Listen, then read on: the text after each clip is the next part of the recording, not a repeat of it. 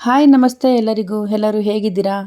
ತರಕಾರಿ ಇಲ್ಲ, ಏನಿಲ್ಲ, ಒಂದು ಟೈಮ್ ಸಾಂಬಾರು ಮಾಡ್ಕೋಬೇಕಲ್ಲಪ್ಪ, ಏನಪ್ಪ ಮಾಡೋದು ಅಂತ ಯೋಚನೆ ಮಾಡ್ತಿದ್ರೆ ಈ ಸಾಂಬಾರು ಮಾಡಿ, ತುಂಬ ಚೆನ್ನಾಗಿರುತ್ತೆ. ಸಾಂಬಾರು ಪುಡಿನೂ ಕೂಡ ಬೇಡ ಇದಕ್ಕೆ, ಹಾಗೆ ಮಾಡ್ಬೋದು. ತುಂಬ ರುಚಿಯಾಗಿರುತ್ತೆ ಸಾಂಬಾರಂತೂ. ಮತ್ತೆ ಮತ್ತೆ ತಿನ್ನಬೇಕು ಮಾಡಿಕೊಂಡು ಅಂತ ಅನಿಸುತ್ತೆ, ಅಷ್ಟು ಚೆನ್ನಾಗಿರುತ್ತೆ. ಬನ್ನಿ ಆಗಿದ್ರೆ ಹೇಗೆ ಮಾಡೋದು ಅಂತ ನೋಡ್ಕೊಂಬರೋಣ. ಮೊದಲಿಗೆ ಒಂದು 5 ಟೊಮೊಟೊ ತೊಗೊಂಡಿದ್ದೀನಿ ನಾನು. ನಿಮ್ಮ ಮನೆಗೆ ಸಾಂಬಾರು ಎಷ್ಟು ಬೇಕು ಅಂತ ಅಷ್ಟು ನೋಡಿಕೊಂಡು ನೀವು ತೊಗೋಬೋದು. ಇದು ಒಂದು 3 ದಿವಸ ಇಟ್ಕೊಂಡ್ರೂ ಏನೂ ಆಗೋಲ್ಲ, ಸಾಂಬಾರು ಅಷ್ಟು ಟೇಸ್ಟಿಯಾಗಿರುತ್ತೆ. ಒಂದು 5 ಟೊಮೊಟೊನ ಈ ಥರ ನಾನು ಕಟ್ ಮಾಡಿ ಇಟ್ಕೊತಾ ಇದ್ದೀನಿ. ಒಂದು ಬಾಣಲಿ ಅಥವಾ ಒಂದು ಪಾತ್ರೆಗೆ ಹಾಕ್ಕೊಳ್ಳೋಣ.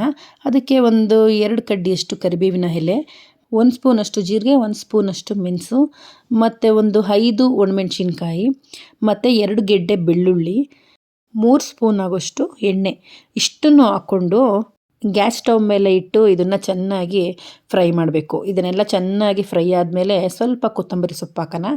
ಎಲ್ಲ ಪೂರ್ತಿಯಾಗಿ ಸಾಫ್ಟ್ ಆಗಬೇಕು ಟೊಮೆಟೊ.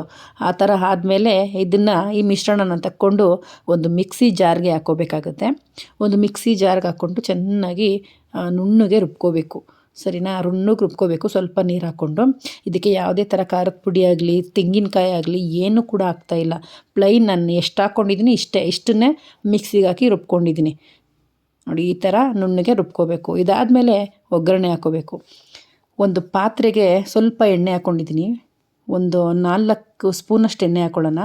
ಅದಕ್ಕೆ 1 ಸ್ಪೂನಷ್ಟು ಸಾಸಿವೆ ಚೆನ್ನಾಗಿ ಸಿಡಿದ ಮೇಲೆ ಇದಕ್ಕೆ ಒಂದು 2 ಒಣಮೆಣ್ಸಿನ್ಕಾಯಿ ಮತ್ತು ಒಂದು ಅರ್ಧ ಗೆಡ್ಡೆಯಷ್ಟು ಬೆಳ್ಳುಳ್ಳಿನ ಜಜ್ಜಿ ಹಾಕ್ಕೊಂಡಿದ್ದೀನಿ.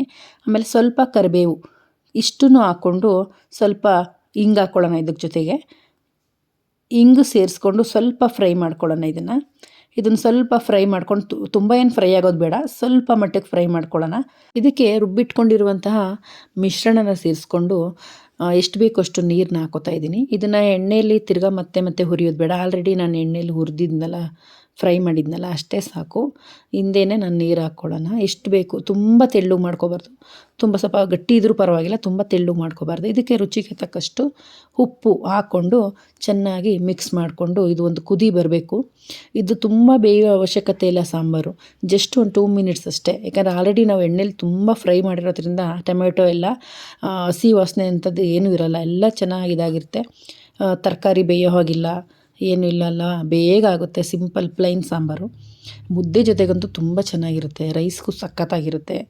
ಒಂದು ಸಲ ಮಾಡಿ ಟ್ರೈ ಮಾಡಿ ಹೇಗೆ ಬಂತು ಅಂತ ಕಮೆಂಟ್ ಮೂಲಕ ತಿಳಿಸಿ. ಇವತ್ತಿನ ವಿಡಿಯೋ ಇದಾಗಿತ್ತು. Thank you for watching.